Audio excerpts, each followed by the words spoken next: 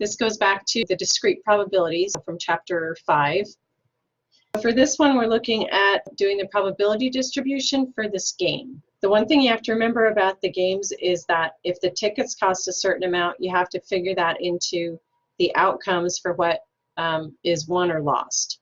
So we have a $1 ticket cost to start with.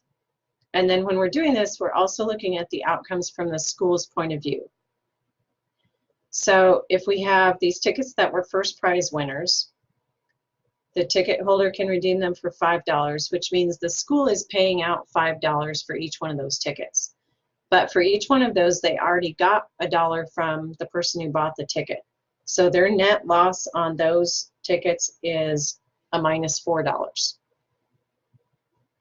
And then for those tickets, the probability of having one of those tickets was 0.025. So we can go ahead and fill in the probability box.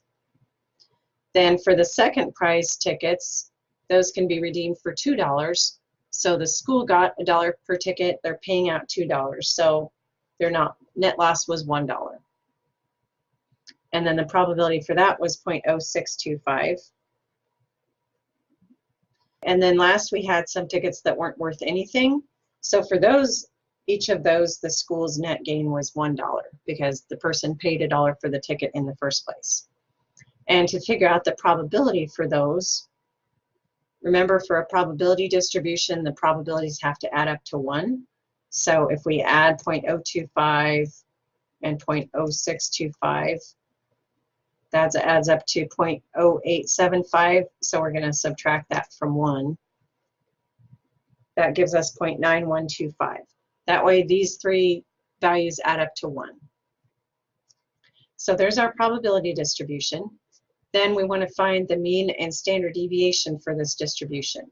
If you want to do it by hand, then you would multiply each value times its probability, and then you would add up those results. So to do it that way, you'd add another column over here, and you'd have -4 times 0.025, and so on.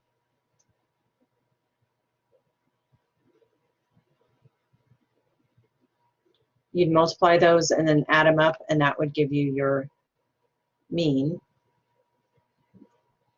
Now, the only problem with doing it by hand is that it also asks you for the standard deviation. For that, you really need to use your calculator anyway. I'm going to put this probability distribution into my calculator.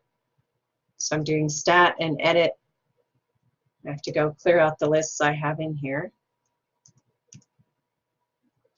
So I'm putting the X values into L1, and then my probabilities into L2.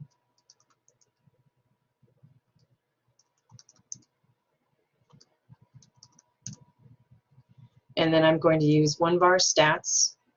So it's the Stat button, and then Calc, and then the 1-bar stats. And I have to tell it that I have 2 lists. So where it says list L1, and then for frequency list, I want to tell it L2. So I'm doing second and the 2 button. So my mean is the X bar, so that's the 0.75. My standard deviation is the sigma X, so that is 0.901. There is also a way to find the mean and the standard deviation for the probability distribution in Statcrunch. I went out to Statcrunch and opened a blank data editor, and I put in my X values in one column and my probabilities in another column. Then to find the mean and the standard deviation, I'm going to go to Stat, Calculators, and all the way down to the bottom where it says Custom. In the Values inbox, I'm going to put in the column where I have my X values. That's var1 in this case. And the weights are my probabilities. Where it says weights in, I'm going to select my column where I put my probabilities. Then I just click on Compute, and this gives me a probability histogram.